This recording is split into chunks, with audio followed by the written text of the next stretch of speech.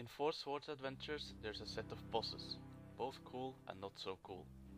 There are a lot of reused bosses, with very similar attack moves and design, but that doesn't mean it's a bad boss fight. Let's take a look. We're the owners of Triforce, I'm owner 2, and this is our top 10 bosses from Four Swords Adventures.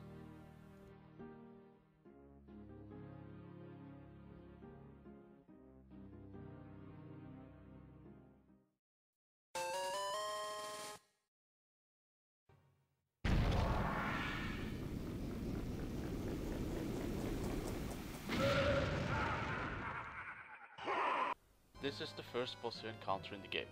It's Phantom Ganon. It's a normal dead man's volley. He shoots out a ball which will bounce back and forth until it hits him. If you miss the ball, it splits up into more smaller balls which spreads in different directions. He also tries to hit you with his sword, which is pretty easy to dodge. Other than that, if you take a closer look at the background, it actually looks pretty awesome.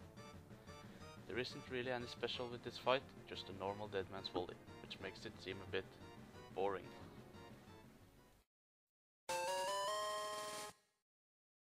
This one is a boss we've seen before, but something has changed. Big Moldorm is pretty much like a normal Moldorm, but now it looks more scarier than before. This time it got some armor, which looks pretty awesome.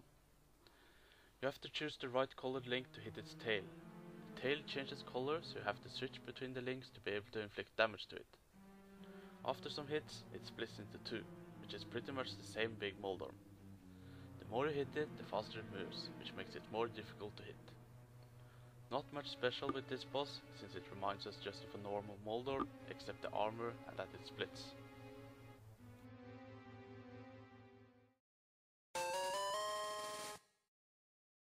Just like the first Phantom Ganon you meet, it's a game of dead man's volley. But this time, it's 4 of them, not just one. It's pretty easy to spot which one is the real one, since 3 of them shoots out white balls and the real one shoots out the green ball. The green ball, depending on which link hits it, changes color, but it seems like it always changes back to green when he hits it back. The false one tries to hit Link with the sword, while the real one doesn't seem to do that. So, the only difference between this one and the first encounter is that it's 4 of them, not 1.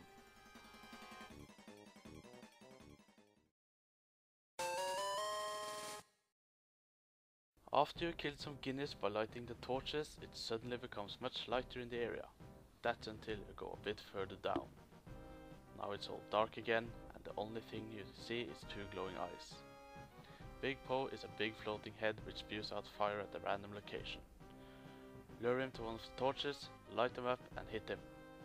When you do that, he will show his face up in your screen and more guineas will spawn. Big Po moves around a lot in this fight. It also spawns anti-fairies which circles the area.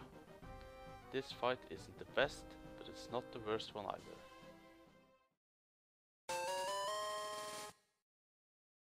So, now you're against Vaati, the Wind Mage. It's pretty nice that you have to throw bombs into his whirlwind, time it right so it explodes before he's able to throw it out again. If you get caught in the whirlwind, you lose force gems. After you've thrown bombs at him and hit him 3 times, the fight changes. He's still flying in the air, so you can't simply hit him with your sword. Now you have to jump down the hole in the middle of the room, shoot yourself out of the cannon and downward thrust on him. Do this 1 time and he escapes down the same hole he just jumped down. Jump down again and fight him there. He's pretty defensive when he's blue, but when it turns red, he charges at you and most likely hits you. After some hits, he gets up from the hole and he's back up where he started. Now he summons some balls around him and shoots them out at a rapid speed in all directions, which is dodgeable if you stay on the ground. Now, just shoot yourself out of the cannon and downward thrust him again and he's dead. Pretty easy fight, which makes it a huge disappointment.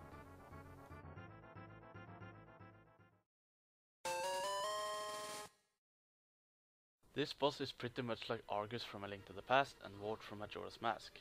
Stone Arrghus got small stones as a shield. Use the boomerang to drag them out and kill them. You have to remove all the stones to be able to hit Stone Arrghus himself. Very cool design on the boss. A giant stone eye with smaller stones around it as a shield. The fight was pretty cool too, which made him get this high up. When you first enter the room Stone Arrghus is in, you have a different item from what you're supposed to use in the fight. like us, which had a lantern. You then have to go downstairs and find the boomerang, which is the right weapon to use. As I said, cool fight, awesome design on the boss, which makes it the number 5 spot.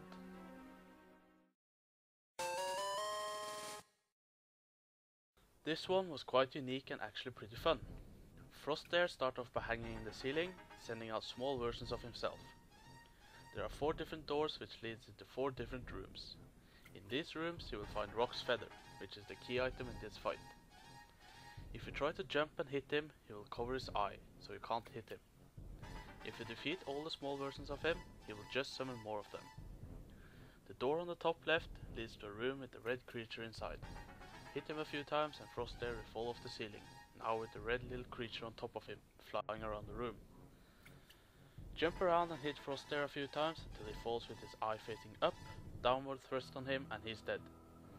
He died very fast, but the fight and the boss itself was quite unique and actually pretty fun, so it deserves the number 4 spot.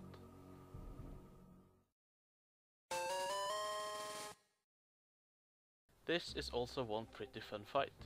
You face Helmaroc King on top of Death Mountain. At first, he sometimes flies down over the 2 caves and also makes rocks falling. When he flies over the 2 caves, throw a bomb at him so he flies right into one of the caves.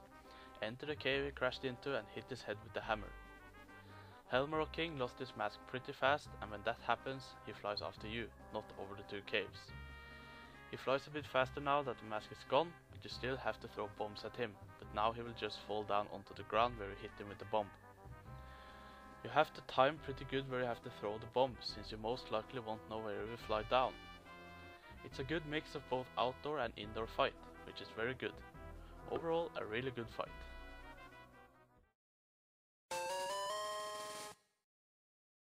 So, once again you meet the Big Poe, this time in the basement of Hyrule Castle.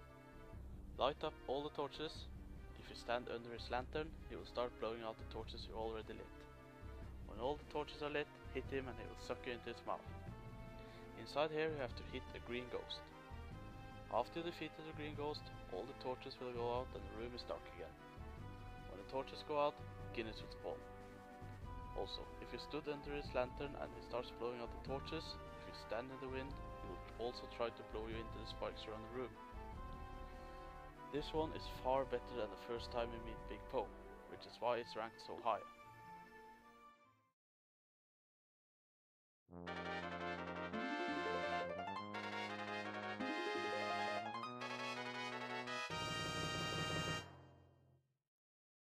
You've finally rescued all the maidens, including Zelda. Now it's time to face evil itself, Ganon. He is of course in his beast form, he's really huge, and so is his trident.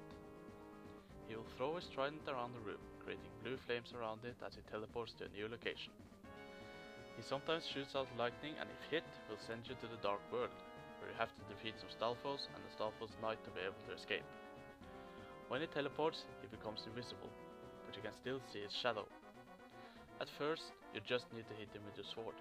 After some hits, he becomes weaker, making Zelda able to escape. Zelda will give you a bow, while she charges up a ball of light. Ganon begins to glow red and his shadow also turns red.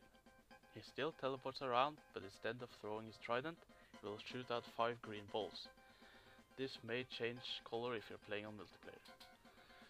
You have to hit at least 1 ball back at him. When you hit him, he'll become weaker and you can shoot the arrow of light into him. This is one awesome fight. The fact that Ganon is this huge makes him even more scarier and it seems that everything is lost. But in the end, you're always able to defeat Ganon and save the world. Thanks for watching.